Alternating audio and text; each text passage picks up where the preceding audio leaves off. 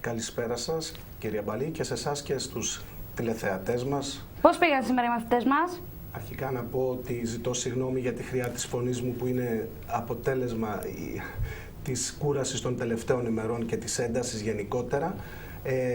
Οι μαθητές σήμερα φαίνεται να πήγαν πάρα πολύ καλά, γιατί το μάθημα της έκθεσης εξετάστηκε σε ένα πλαίσιο πολύ λογικό σε ό,τι αφορά τη δυσκολία των θεμάτων, θα έλεγε κανείς σε πλαίσιο ευκολότερο και από αυτό που θα θέλαμε γενικότερα, τόσο οι εκπαιδευτικοί όσο και οι καλά διαβασμένοι μαθητές, γιατί η γνώμη μου είναι ότι δεν τους δίνει το πλεονέκτημα της διάκρισης, ειδικά σε εκείνα τα παιδιά που έχουν κάτι παραπάνω να δώσουν στις εξετάσεις.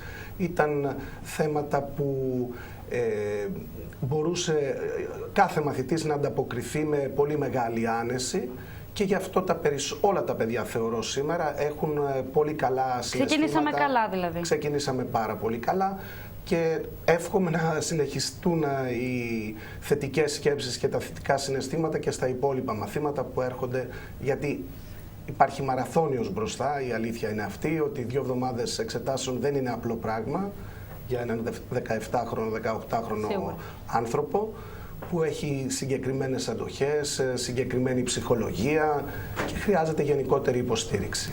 Λοιπόν, για να μην τους αγχώνουμε παραπάνω και εμείς, πάμε να τους δώσουμε την ανάλυση για το μάθημα το εξεταζόμενο σήμερα. Βεβαίως. Λοιπόν, ζητήθηκε από τα παιδιά να ασχοληθούν με ένα απόσπασμα από δοκίμιο του μεγάλου μας συγγραφέα, του Παναγιωτόπουλου, από τις εκδόσεις των Φίλων και με τίτλο του αντίστοιχου βιβλίου «Ο σύγχρονος άνθρωπος». Το κείμενο γενικότερα μιλούσε για την ανθρωπιά και το έλλειμμά της στη σύγχρονη εποχή στην οποία τα χαρακτηριστικά δεν έχουν μεταβληθεί πολύ από την εποχή που γράφτηκε το συγκεκριμένο κείμενο, και το οποίο δεν γράφτηκε φυσικά πριν από λίγα χρόνια, αλλά πριν από αρκετές δεκαετίες. Λοιπόν, παρόλα αυτά, το περιεχόμενο του κειμένου αντικατοπτρίζει πολύ καθαρά τα στοιχεία της σύγχρονης πραγματικότητας, και ως τέτοιο το κείμενο δεν ήταν μακριά από την δεκτικότητα των μαθητών σε ό,τι αφορά τις ιδέες, τα νοήματα, όλα αυτά τα οποία εμπεριείχε εν πάση περιπτώσει. Λοιπόν, όπως πάντα, η εξέταση στο μάθημα της έκθεσης γίνεται σε 3 επίπεδα, το ξέρουν πολύ καλά οι μαθητές: στην περίληψη, στις ασκήσεις θεωρίας και βεβαίως στη γραφή της έκθεσης με συγκεκριμένη κάθε φορά μορφή. Στη συγκεκριμένη περίπτωση ήταν βεβαίως ένα άρθρο, επίσης σύνηθες ως ζητούμενο. Να ξεκινήσω με την περίληψη του κειμένου. Θεωρώ ότι όλα τα παιδιά έχουν γράψει άνετα την περίληψη του συγκεκριμένου κειμένου, γιατί, όπως προείπα, δεν είχε ιδιαίτερες δυσκολίες στην κατανόηση. Προφανώς έχουν αντιληφθεί την κίνηση που κάνει ο συγγραφέας μέσα στο χρόνο, καθώς ξεκινάει μιλώντας στην αρχή με γενικές διαπιστώσεις που έχουν διαχρονικό χαρακτήρα, μετά γυρίζει στο παρελθόν, στο οποίο η ανθρωπιά, ήταν περισσότερο έντονη και εκδηλούμενη στις κοινωνίες, και καταλήγει στο παρόν, στο οποίο η ανθρωπιά είναι το ζητούμενο. Θα δώσω μια ενδεικτική περίληψη, δεν σημαίνει ότι είναι και η μοναδική που θα μπορούσε να γραφεί, και φυσικά σε αυτή την περίπτωση τα λόγια κανενός ανθρώπου δεν μπορούν να συμπέσουν με τα λόγια οποιουδήποτε άλλου, οπότε είναι εντελώς ενδεικτικό αυτό που θα ακούσουν τα παιδιά.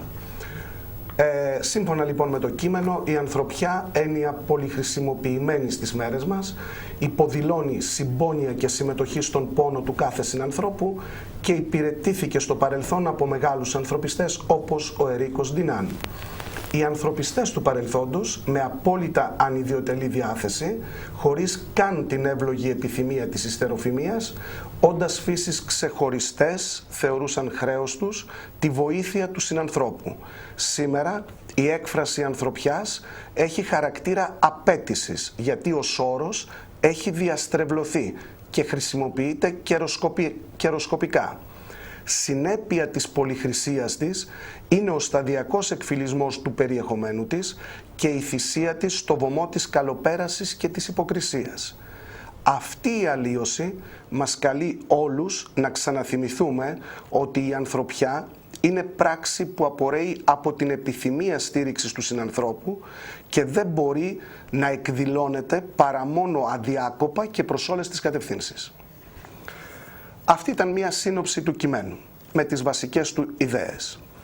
Τώρα, η δεύτερη άσκηση, το Β1, σύμφωνα με την διατύπωση, είναι επίσης το γνωστό θέμα στο οποίο τα παιδιά έχουν την δυνατότητα να αναπτύξουν δεδομένη φράση σε ολόκληρη παράγραφο των 100-120 λέξεων όπως διαμορφώθηκαν τα όρια της και φέτος και πέρυσι, ενώ παλιότερα ήταν λίγο μικρότερη αυτή η ανάπτυξη. Λοιπόν, η φράση που δόθηκε είναι «Η ανθρώπινη λεμαργία, η δίψα της ευζοίας δεν αφήνει τόπο για ευγενικά αισθήματα, κάτι περισσότερο, τα ευγενικά αισθήματα θεωρούνται ξεπερασμένα». Όπως γίνεται σε αυτές τις περιπτώσεις, το παιδί πρέπει να κινηθεί στα όρια που δίνει η συγκεκριμένη φράση, να στηριχτεί στις ιδέες, στις έννοιές της και να μην παραλείψει καμία από αυτές. Χαρακτηριστικά αναφέρω ότι η ανθρώπινη λεμαργία, η δίψα της ευζοίας, απεικονίζει την τάση του σύγχρονου ανθρώπου να καλοπερνάει, να δίνει σημασία πολύ μεγάλη στα υλικά αγαθά. Δεν αφήνει τόπο για ευγενικά αισθήματα. Αυτό σημαίνει ότι το παιδί πρέπει να ασχοληθεί με τις επιπτώσεις που έχει η προσήλωσή του στην λεμαργία, στην καλοπέραση όπως την περιέγραψα. Ο συγγραφέας λέει στη συνέχεια κάτι περισσότερο, άρα δίνει έμφαση στη συγκεκριμένη περίπτωση ότι τα ευγενικά αισθήματα θεωρούνται ξεπερασμένα. Το παιδί έπρεπε να επιμείνει και σε αυτό, να πει δηλαδή πράγματα που σχετίζονται με τη συγκεκριμένη διατύπωση στο τέλος, που είναι ίσως και το ουσιαστικότερο κομμάτι της συγκεκριμένης φράσης. Και πάλι δίνω κάτι ενδεικτικό, δεν είναι δεσμευτικό για κανέναν. Λέω λοιπόν, πραγματικά ο σύγχρονος άνθρωπος επικεντρώνεται σε αποκλειστικά υλιστικούς στόχους ζωής, αντιλαμβάνεται την ουσία του βίου ως απόλυτα συναρτώμενη με την καλοπέρασή του, τη δυνατότητά του να αποκτά, να ανανεώνει και να καταναλώνει πλήθος υλικών αγαθών. Στα πλαίσια αυτής της αντίληψης δεν αφήνει χώρο στη συνείδησή του για τα θετικά συναισθήματα που ενεργοποιούνται από τη σχέση με τον συνάνθρωπο. Μάλιστα, η αλωτρίωσή του είναι τέτοια που ακόμη και όταν νιώθει την ανάγκη να εκφραστεί συναισθηματικά, προσπαθεί να το κρύψει, να ανατρέψει την επιθυμία, να αναστείλει αυτή τη διάθεση. Πιστεύει, ίσως να τον έχουν κάνει να πιστεύει, ότι κάτι τέτοιο είναι ξεπερασμένο, παλιωμοδίτικο, συντηρητικό, ακόμη και έκφραση αδυναμίας. Λοιπόν, στη συνέχεια ερχόμαστε στα επόμενα θέματα που έχουν πιο τεχνικό χαρακτήρα και σχετίζονται με δομές του λόγου, με λεξιλογικού τύπου ασκήσεις και άλλα. Εδώ θα επισημάνω ότι για μία ακόμη χρονιά οι εξεταστές επέλεξαν ιδιαιτέρως απλά πράγματα για να ζητήσουν τα παιδιά, σχεδόν ακύρωσαν όλη τη δουλειά που τα παιδιά κάνουν κατά τη διάρκεια της χρονιάς στο επίπεδο της θεωρίας. Τα πράγματα που ζητούνται, ό,τι ζητείτε, είναι τόσο απλό που ένα παιδί το γνωρίζει από το γυμνάσιο. Ένα μεγάλο κομμάτι θεωρίας για το οποίο καταβάλλεται κόπος και θα έπρεπε με κάποιο τρόπο τέλος πάντων να ζητηθεί στις εξετάσεις. Δεν ζητήθηκε και πάλι φέτος τίποτε. Δεν μπορώ να το ερμηνεύσω να πω την αλήθεια, αλλά παρόλα αυτά ας προχωρήσω στην ανάλυση. Λοιπόν, η δεύτερη, το Β2α, ζητάει από τα παιδιά να βρουν δύο τρόπους ανάπτυξης στην πρώτη παράγραφο του κειμένου. Η πρώτη παράγραφος του κειμένου έχει πολύ εύκολη δομή και ροή, οπότε το παιδί εύκολα μπορούσε να αποκωδικοποιήσει τους τρόπους που υπάρχουν, έστω και αν τελικά κάποια παιδιά δεν κατάφεραν να εντοπίσουν την πραγματική ουσία τέλος πάντων της απάντησης. Θα πω ότι ξεκινώντας η παράγραφος λέει: «Η ανθρωπιά είναι μια λέξη του καιρού μας, ένας όρος κοινόχρηστος, ένα νόμισμα που κυκλοφορεί σε όλα τα χέρια». Και κατόπιν μετά λέει γιατί συμβαίνει η ανταλλακτική του αξία να είναι πολύ μεγάλη. Άρα το πρώτο στοιχείο που εντοπίζουμε εδώ είναι η αιτιολόγηση με το γιατί, το οποίο αιτιολογεί η επόμενη πρόταση, φυσικά η δευτερεύουσα, την προηγούμενη θέση. Δεν είναι ο βασικός τρόπος ανάπτυξης. Παρ' όλα αυτά, θεωρώ ότι όποιο παιδί έχει γράψει το συγκεκριμένο τρόπο ανάπτυξης δεν έχει πρόβλημα, θα εκλειφθεί ο σωστός. Βασικότερος είναι ο τρόπος ανάπτυξης που ακολουθεί, που είναι ένας ορισμός. Με την ανθρωπιά εννοούμε φυσικά τη συμπόνια, τη συμμετοχή κτλ. Γίνεται ένας ορισμός εδώ πέρα. Το παιδί έπρεπε να δώσει τα όρια της συγκεκριμένης φράσης. Μετά, αν ήταν δυνατό να θυμηθεί, έπρεπε να γράψει την οριστέα έννοια, το γένος και την ειδοποιώ διαφορά στο συγκεκριμένο ορισμό, που η οριστέα έννοια φυσικά είναι η ανθρωπιά, το γένος είναι η συμπόνια και η συμμετοχή και η ειδοποιώς διαφορά είναι συμπόνια και συμμετοχή στο πάθος του γείτονα, του κάθε ανθρώπου. Με τον ορισμό αυτό, ουσιαστικά ο συγγραφέας, γιατί από τα παιδιά ζητήθηκε να εξηγήσουν τον ορισμό, τον τρόπο δηλαδή ανάπτυξης, διασαφηνίζεται η έννοια της ανθρωπιάς για όποια ενδεχομένως παιδιά καλύτερα αναγνώστες, γιατί ο Παναγιωτόπουλος δεν έγραφε για να χρησιμοποιήσουμε εμείς τα κείμενά τους εξετάσεις, αλλά για να εκφραστεί γενικότερα και να επικοινωνήσει με το κοινό του. Ο συγγραφέας λοιπόν, για να είναι απολύτως σαφής αυτά που λέει, δίνει έναν ορισμό της ανθρωπιάς, ώστε το επικοινωνιακό πλαίσιο με τον αποδέκτη του να είναι απολύτως σαφές και συγκεκριμένο. Στη συνέχεια της παραγράφου δίνεται ένα παράδειγμα, καταγράφεται ξεκάθαρα, ο Ντινάν για παράδειγμα, ο ιδρυτής του Ερυθρού Σταυρού κτλ. Με το παράδειγμα αυτό επεξηγείται ο τρόπος με τον οποίο ένας μεγάλος ανθρωπιστής, όπως λέει ακριβώς η προηγούμενη θέση του συγγραφέα, λειτουργεί, ενεργεί. Το παράδειγμα λοιπόν είναι συγκεκριμενοποίηση του όρου ένας μεγάλος ανθρωπιστής που αναφέρθηκε πιο πριν. Στη συνέχεια το Β3 ήταν πάλι μια πολύ απλή ερώτηση. Ποια νοηματική σύνδεση εκφράζουν οι διαρθρωτικές λέξεις έτσι και ωστόσο σε δύο συγκεκριμένες παραγράφους του κειμένου.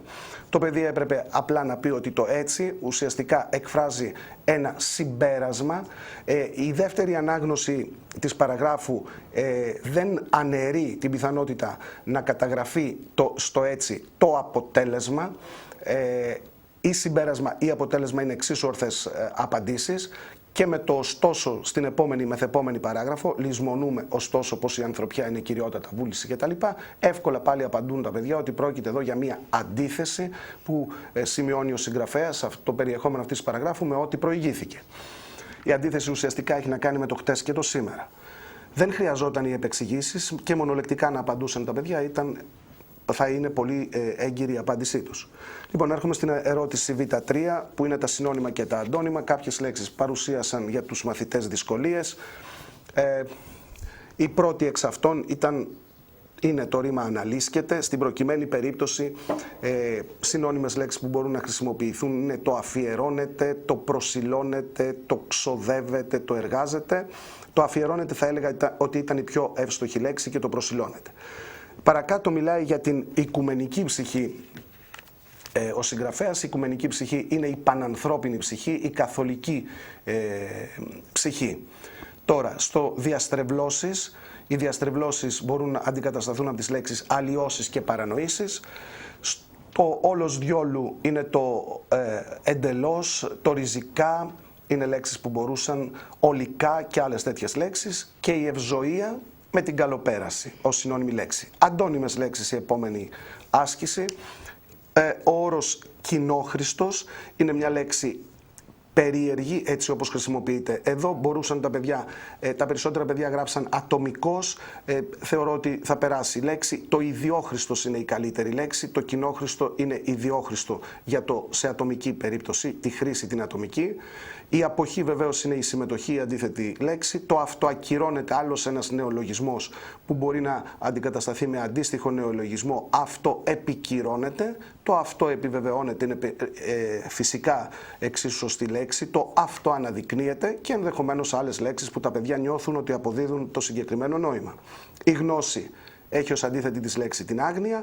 Η αδιάκοπη στην πτώση βεβαίως στη γενική, το διακοπτόμενη και το ασυνεχής είναι πάρα πολύ εύστοχες λέξεις. Φυσικά ότι τα παιδιά πρέπει να χρησιμοποιούν τους όρους στην αντίστοιχη πτώση και στον αντίστοιχο αριθμό, γένος κτλ. Όλα τα στοιχεία να ακολουθούνται πιστά. Διακοπτόμενη στη συγκεκριμένη περίπτωση ή ασυνεχούς. Στο Β4, το ερώτημα Β4, το οποίο πάλι έχει δύο σκέλη. Στο πρώτο ζητείται από τα παιδιά πάλι πάρα πολύ απλά πράγματα, να αιτιολογηθούν οι χρήσεις των εισαγωγικών σε δύο περιπτώσεις. Αυτός είναι μεγάλος ανθρωπιστής που υπάρχει στην πρώτη παράγραφο. Το αυτός είναι μεγάλος ανθρωπιστής τίθεται σε εισαγωγικά γιατί είναι αυτούσια παράθεση λόγων άλλων προσώπων, όχι του συγγραφέα δηλαδή. Ουσιαστικά είναι μια σχεδόν στερεότυπη έκφραση που χρησιμοποιούνταν στο παρελθόν. Αυτούσια παράθεση λόγων ή λόγια τρίτου προσώπου, αυτός ήταν ο χαρακτηρισμός. Ενώ η λέξη ερυθρός σταυρός τίθεται σε εισαγωγικά γιατί ασφαλώς αποτελεί την επωνυμία μιας ανθρωπιστικής οργάνωσης, ενός ανθρωπιστικού ιδρύματος. Όνομα, τίτλος, τέτοιες απαντήσεις είναι εξίσου σωστές. Και ακόμη μία απλή ερώτηση, το Β4Β, να εντοπιστούν στο κείμενο 3 εκφράσεις με μεταφορική σημασία. Θα έλεγε κανείς εδώ, χαριτολογώντας, ότι ήταν πολύ λιγότερες οι περιπτώσεις που ο συγγραφέας γράφει με ακριβολογία και πολύ περισσότερες αυτές που γράφει με μεταφορές. Οπότε πολύ εύκολα τα παιδιά εντόπισαν μεταφορές που είναι, ας πούμε στην πρώτη παράγραφο, ένας όρος κοινόχρηστος, ένα νόμισμα που κυκλοφορεί σε όλα τα χέρια, στη δεύτερη παράγραφο που αναλύσκεται με ειλικρίνεια, στην τρίτη παράγραφο η οικουμενική ψυχή αναζητεί διέξω κτλ. Θεωρώ ότι κανένας δεν πρέπει να είχε πρόβλημα με το συγκεκριμένο ερώτημα. Αυτό είναι το πρώτο κομμάτι της εξέτασης των παιδιών. Τώρα θα περάσουμε σιγά σιγά να δούμε την έκθεση. Ένα θέμα, η αλήθεια είναι, που το έχουν ξαναθέσει οι εξεταστές, τουλάχιστον στο γενικό του πλαίσιο στο παρελθόν, με τον ανθρωπισμό, την ανθρωπιά έχουν ξανασχοληθεί. Δεν είναι ταυτόσιμες έννοιες ο ανθρωπισμός με την ανθρωπιά, αλλά είναι περίεργο που επανήλθαν σε κάτι συγγενές με ό,τι έχει ξαναχρησιμοποιηθεί. Φυσικά είναι πολύ δουλεμένες αυτές οι έννοιες από όλους μας τέλος πάντων που ασχολούμαστε με την προετοιμασία των παιδιών και τα παιδιά ήταν ήδη έτοιμα σε τέτοιες έννοιες και ιδέες για να τις χρησιμοποιήσουν. Ναι, να περάσω τώρα να δω το θέμα. Λέει λοιπόν σε άρθρο σας. Αφού λοιπόν τα παιδιά καλούνται να γράψουν άρθρο, ξέρουν από τη θεωρία τους ότι πρέπει να βάλουν έναν τίτλο στο κείμενο που θα φτιάξουν και στο τέλος να δώσουν μια χαρακτηριστική υπογραφή στο άρθρο αυτό, να δηλώσουν ότι είναι ένας νέος που σκέφτεται, ένας ανθρωπιστής νέος, ένας νέος που δεν ξεχνά να είναι άνθρωπος, κάτι τέτοιο στο τέλος του κειμένου τους, του άρθρου που θα κάνουν. Ζητείτε λοιπόν το άρθρο αυτό να δημοσιευθεί σε τοπική εφημερίδα και τα παιδιά να αναφερθούν σε φαινόμενα που αποδεικνύουν το έλλειμμα ανθρωπιάς. Αυτό ήταν το ένα ερώτημα. Το μισό λοιπόν του άρθρου έπρεπε να αφιερωθεί σε φαινόμενα που αποδεικνύουν το έλλειμμα ανθρωπιάς.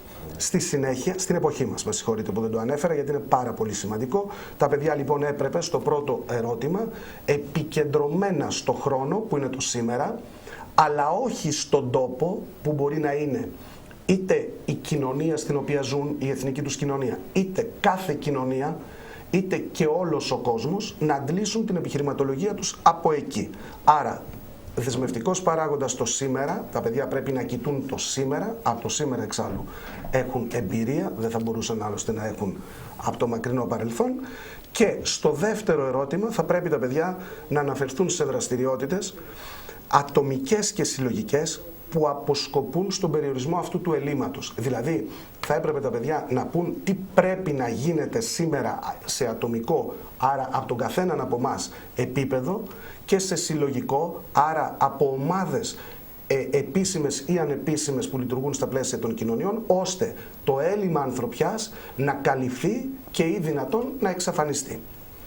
Λοιπόν, ας ξεκινήσω μία ενδεικτική και πάλι όπως λέμε παράθεση σκέψεων. Δεν είναι ούτε οι μοναδικές, ούτε οι απόλυτες που πρέπει να καταγραφούν και φυσικά δεν εξαντλώ όλη την επιχειρηματολογία που θα μπορούσε να καταγραφεί. Εξάλλου το θέμα έχει τεράστιο εύρος, τεράστιο. Θα ήθελα απλώς τα παιδιά, θα έπρεπε δηλαδή, να είναι προσιλωμένα σε αυτό που σας είπα σε ό,τι αφορά το χρόνο και να είναι σαφή σε ό,τι αφορά την κοινωνία στην οποία αναφέρονται, το εύρος της κοινωνίας στην οποία αναφέρονται, την εθνική ή την παγκόσμια κοινωνία.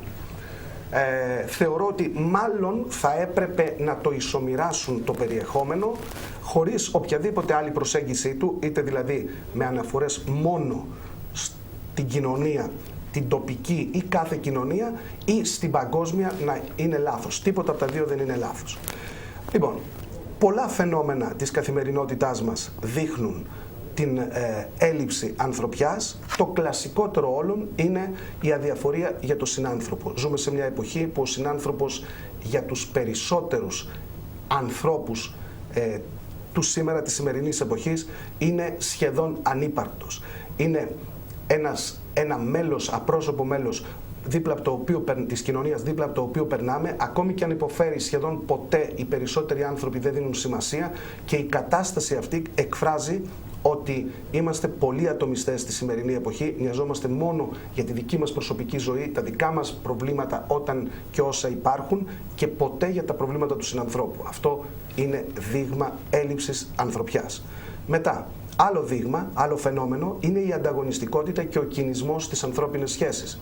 Ζούμε σε μια εποχή που οι άνθρωποι ανταγωνίζονται σε όλα τα επίπεδα. Δυστυχώς ακόμη και οι μαθητές σήμερα ανταγωνίζονται, δεν έχουν να υπερβούν έναν πύχη για να μπουν στο πανεπιστήμιο, έχουν να ξεπεράσουν το ένα το άλλο. Άδικο και απάνθρωπο στοιχείο του εκπαιδευτικού μας συστήματος. Αυτό είναι κουβέντα που μπορούμε να κάνουμε κάποια άλλη στιγμή.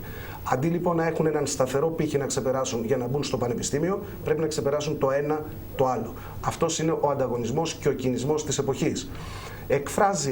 Είναι μάλλον μια επίπτωση του προβαλλόμενου προτύπου ζωής, που θέλει τον καθέναν άνθρωπο, τον καθένα από εμάς, να διακρίνεται μόνο για τις εργασιακές του επιδόσεις και το κοινωνικό του κύρος, και όχι για την εντιμότητα, την ευγένεια, την καλοσύνη του. Αυτό είναι το πρότυπο που κυριαρχεί και οθεί όλους να ανταγωνίζονται.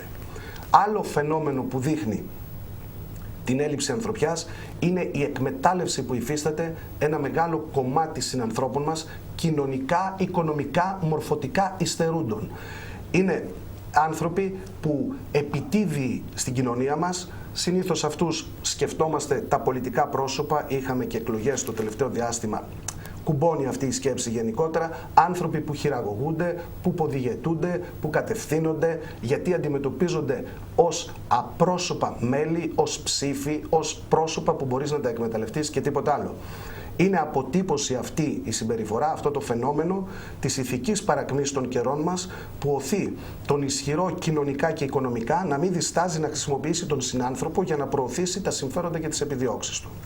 Είναι και αυτό ένα μεγάλο δείγμα, ένα φαινόμενο που δείχνει έλλειψη ανθρωπιάς. Μετά, ακόμη πιο προφανή πράγματα. Η έξαρση της παραβατικότητας, της βίας, της εγκληματικότητας, της ανηθικότητας.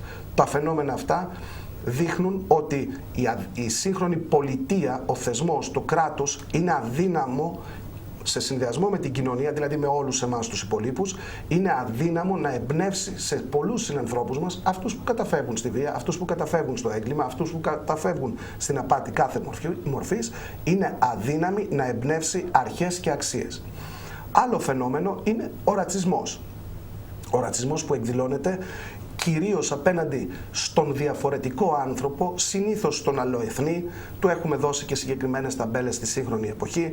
Όταν τον δούμε να έχει λίγο διαφορετικό χρώμα από εμάς, λίγο διαφορετική εικόνα από εμάς, πολλοί άνθρωποι τον βλέπουμε με δισταγμό, τον βλέπουμε με καχυποψία, και ευτυχώς οι λιγότεροι τον βλέπουν με μίσος και του συμπεριφέρονται όπως όλοι έχουμε δει να του συμπεριφέρονται κατά καιρούς. Αυτό είναι ένδειξη της πλήρους ανδρανοποίησης όχι μόνο των ανθρωπιστικών στοιχείων που πρέπει να μας διακρίνουν, αλλά και της ίδιας της λογικής.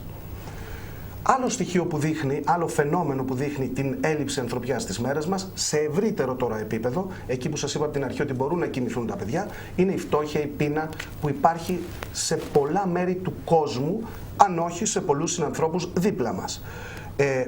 Αυτό το φαινόμενο, δηλαδή του να πεθαίνουν μικρά παιδιά καθημερινά από πείνα, όχι από αδόκητο θάνατο άλλης μορφής, από πείνα, αυτό που ο Ντοστογεύσκι χαρακτηριστικά είχε πει ότι είναι το μεγαλύτερο έσχος του σύγχρονου πολιτισμού, το να φεύγουν άνθρωποι από πείνα, πολύ δε περισσότερο παιδιά, είναι συνέπεια της αστοχίας του προηγμένου οικονομικά κόσμου να αγωνίζεται για πρόοδο, έστω κι αν αυτή γίνεται χωρίς γεωγραφική ισορροπία. Πρόοδος για τους λίγους, πείνα για τους πολλούς. Αυτό κι αν είναι έκφραση έλλειψης της ανθρωπιάς. Ένδειξη τρανή. Άλλο επίπεδο στο οποίο μπορούσαν να κινηθούν τα παιδιά είναι ο πόλεμος και οι επιπτώσεις του. Είναι μια απόδειξη πως όταν ο άνθρωπος καλείται να εκφραστεί ψυχικά, είναι μόνο για να αποδείξει την εμπάθειά του και την ομότητά του. Αυτό είναι ο πόλεμος. Βλέπουμε δυστυχώς σε τακτά χρονικά διαστήματα να ανάβουν εστίες πολέμου σε όλο τον κόσμο, τώρα τελευταία και πιο κοντά στη γειτονιά μας, με την Ουκρανία, όπως όλοι καταλαβαίνουμε ασχολούμε. Λοιπόν, αυτά και πάρα πολλά άλλα, αγαπητά παιδιά, θα μπορούσατε να γράψετε σήμερα. Αν κινηθήκατε περίπου σε αυτό το πλαίσιο, μην ανησυχείτε, έχετε γράψει πολύ καλά. Δεν είναι ανάγκη να είναι ούτε όλα όσα είπα. Ακόμη και αν είναι και άλλα πράγματα πέραν όσων είπα, είστε τοποθετημένοι πολύ σωστά μέσα στο θέμα σας. Έρχομαι στο δεύτερο ερώτημα, για να ολοκληρώσουμε, να μην κουράσουμε πολύ και τον κόσμο, η αλήθεια είναι. Λοιπόν, οι δραστηριότητες που αποσκοπούν στη μείωση αυτού του ελλείμματος. Το ερώτημα χωρίζεται σε δύο κατηγορίες, σε ατομικές και συλλογικές. Εύκολα τα παιδιά εντοπίσαν την ανάγκη αυτή, να δώσουν αυτή την τεχνική στο κείμενό τους. Έπρεπε να ξεκινήσουν από τον έναν από τους δύο πόλους, όποιον και να ξεκινήσαν το ίδιο καλό είναι. Εγώ θα ξεκινήσω από τις ατομικές. Τι πρέπει λοιπόν να κάνουμε ως άτομα για να ξαναφέρουμε την ανθρωπιά στην κοινωνία μας ή να την φέρουμε σε μεγαλύτερο ποσοστό από ό,τι σήμερα υπάρχει. Καταρχάς πρέπει να αναπτύξουμε όλοι πρωτοβουλίες. Το κομμάτι των πρωτοβουλειών σε προσωπικό επίπεδο περιλαμβάνει τη βοήθεια, την ψυχολογική στήριξη, την αρρωγή με οποιονδήποτε τρόπο σε πάσχοντες συνανθρώπους μας. Ο καθένας από εμάς μπορεί να αφιερώσει λίγο από τον χρόνο του, αν όχι πολύ, αυτό θα έπρεπε κανονικά να κάνουμε όλοι μας, για να βοηθήσουμε συνανθρώπους μας που πραγματικά το έχουν ανάγκη, όταν εμείς φυσικά δεν έχουμε την αντίστοιχη ανάγκη με αυτούς, αλλά έχουμε τις καλύτερες δυνατότητες για να το κάνουμε. Άνθρωποι ηλικιωμένοι, άνθρωποι με ειδικές ανάγκες, άνθρωποι που ζουν μόνοι τους και βιώνουν τη μοναξιά τους, που τους οδηγεί πολλές φορές στην απελπισία και στο αρνητικό συναίσθημα. Όλοι αυτοί οι άνθρωποι έχουν την ανάγκη να είμαστε πιο καλοί απέναντί τους. Άρα και μόνο μια καλή κουβέντα, η διάθεση λίγων λεπτών από τον ελεύθερο χρόνο μας για να μιλήσουμε με έναν ηλικιωμένο άνθρωπο στη γειτονιά μας, με έναν άνθρωπο που έχει κινητικά ή άλλου τύπου προβλήματα, είναι έκφραση μεγάλης ανθρωπιάς. Το δεύτερο, μπορούμε να συμπαρασταθούμε σε συνανθρώπους μας που βρίσκονται αντιμέτωποι με προσωπικά προβλήματα τα οποία υπάρχουν χωρίς να υφίστανται οι βασικές αιτίες της ύπαρξής τους. Έχουν προκύψει ως ανατροπή στη ζωή τους, όπως είναι τα θύματα της βίας, ένας άνθρωπος που για οποιοδήποτε τυχαίο λόγο μπορεί να έγινε θύμα βίας, ο άνθρωπος που έχασε τη δουλειά του, ο άνεργος δηλαδή, ο ευαίσθητος συμμαθητής μας στα πλαίσια του σχολείου, επειδή είναι ενδεχομένως συναισθαλμένο παιδί, λιγότερο κοινωνικό, χρειάζεται την ανθρωπιά μας για να αναπτύξει και αυτός τις δικές του ανθρωπιστικές αρχές και τα δικά του αντανακλαστικά. Απ' την άλλη πλευρά μπορούμε να κάνουμε πιο πρωτότυπα πράγματα, τα οποία βέβαια τα τελευταία χρόνια έχουν μεγαλύτερη απήχηση στον κόσμο, όπως ας πούμε να γίνουμε νονοί κηδεμόνες, ανάδοχοι όπως λέμε παιδιών στον τρίτο κόσμο, να αναλάβουμε με μια μικρή μηνιαία συνδρομή την κηδεμονία τους που θα καλύψει στην πατρίδα τους τα έξοδα της παιδείας τους, του ρουχισμού τους, της διατροφής τους ενδεχομένως, και αυτό κι αν είναι έκφραση ανθρωπιάς, όταν βοηθάς, όταν έχεις στο μυαλό σου αυτόν τον οποίο δεν τον έχεις δει καν ποτέ στη ζωή σου. Λοιπόν, αυτά σε ατομικό επίπεδο. Σε συλλογικό επίπεδο, επίσης πολλές δράσεις. Σε συλλογικό επίπεδο μπορούν να δράσουν οι φορείς που έχουν αντίστοιχα μεγάλη δύναμη στην ομάδα. Και τέτοια φυσικά και είναι, κυρία Μπαλή, τα μέσα ενημέρωσης. Εσείς που το κάνετε πάρα πολύ καλά και πρέπει να συνεχίσετε να το κάνετε. Ας πούμε, τα μέσα μαζικής ενημέρωσης πρέπει να πάρουν πρωτοβουλίες που ενεργοποιούν τον πολίτη να συμμετέχει σε δράσεις, οι οποίες έχουν στόχο τη στήριξη του συνανθρώπου, όπως για παράδειγμα η συγκέντρωση τροφίμων, φαρμάκων, που κατά καιρούς γίνεται και καλό είναι να συνεχίσει να γίνεται. Αυτό δείχνει ότι τα μέσα έχουν εκτός από τη δύναμη και την ευαισθησία για να βοηθούν τον συνάνθρωπο. Φυσικά χρειάζονται πρωτοβουλίες και από άλλους φορείς που ήδη είναι ενεργοποιημένοι, όπως είναι πολιτιστικοί σύλλογοι, φιλανθρωπικοί σύλλογοι, η αιμοδοσία που γίνεται από καιρού εις καιρών. Είναι πρωτοβουλίες αυτές που δείχνουν ότι ο ανθρωπισμός με την βοήθεια του συνόλου έχει μεγαλύτερη, η ανθρωπιά καλύτερα, έχει μεγαλύτερη αποτελεσματικότητα στην κοινωνία. Σχολικές πρωτοβουλίες. Αν ψάξουμε να βρούμε ποιος είναι παντοδύναμος κοινωνικός θεσμός και συλλογική δράση, γιατί απευθύνεται ακριβώς στα νιάτα, εκεί που η ψυχή ακόμη είναι αγνή και μακάρι να παραμείνει πάντα έτσι, με συγχωρείτε, είναι είναι το σχολείο. Πρέπει να αναλάβει πρωτοβουλίες το σχολείο, όπως είναι η επίσκεψη των μαθητών σε ιδρύματα που φιλοξενούν αναξιοπαθούντες ανθρώπους τέλος πάντων με τα δικά τους συγκεκριμένα προβλήματα. Μόνο έτσι ο μαθητής θα δει ο νέος άνθρωπος από πολύ μικρή ηλικία ότι δεν ζουν όλοι γύρω του όσο καλά εύχομαι να ζουν τα ίδια όλοι οι άνθρωποι, αλλά δεν ζουν όλοι οι άνθρωποι το ίδιο καλά όσο ζούμε εμείς στα σπίτια μας. Μετά, χρειάζονται φυσικά πολιτιακές πρωτοβουλίες. Η πολιτεία είναι ο βασικότερος θεσμός που μπορεί να δράσει συλλογικά. Το κάνει ήδη, θέλουμε να συνεχίσουν να γίνονται έργα όπως είναι η δημιουργία ιδρυμάτων, η σωστή λειτουργία τους για να παρέχουν στέγη, τροφή και άλλα σε ανθρώπους που το έχουν ανάγκη για να τους βοηθήσουν να σταθούν στα πόδια τους. Αλλά και αν πάμε σε παγκόσμιο επίπεδο θα μπορούσαμε εδώ να προσθέσουμε ανθρωπιστικές οργανώσεις όπως είναι η UNICEF και πολλές άλλες που προσφέρουν ένα διαρκές μήνυμα ενδιαφέροντος για τους συνανθρώπους μας απανταχού της γης. Φυσικά με αυτές τις ιδέες γίνεται ένα πολύ πλούσιο κείμενο, το οποίο επαναλαμβάνω και πάλι δεν πρέπει να το θεωρήσουμε ως το μοναδικό σωστό και γι' αυτό θέλω οι μαθητές, αν συγκρίνουν αυτά που έγραψαν με αυτά που μόλις είπα, να θεωρήσουν ότι έχουν ελλείψεις ή λάθη στην ανάπτυξή τους. Να μην τους προσθέσουμε άγχος. Όχι, σε καμία περίπτωση δεν θέλουμε να προσθέσουμε άγχος. Είναι βέβαιο ότι όλα τα παιδιά σήμερα πήγαν καλά. Ίσως πήγαν και καλύτερα από ό,τι υπολόγιζαν να πάνε, γιατί όταν ξεκινάς εξετάσεις, το πρώτο μάθημα δημιουργεί πάντα ανασφάλεια, άγχος, ένταση και είναι πολύ λογικό. Είναι πολύ λογικό. Σήμερα θεωρώ ότι όλα τα παιδιά είναι χαρούμενα για την επίδοσή τους, για τον τρόπο που αντιμετώπισαν το θέμα.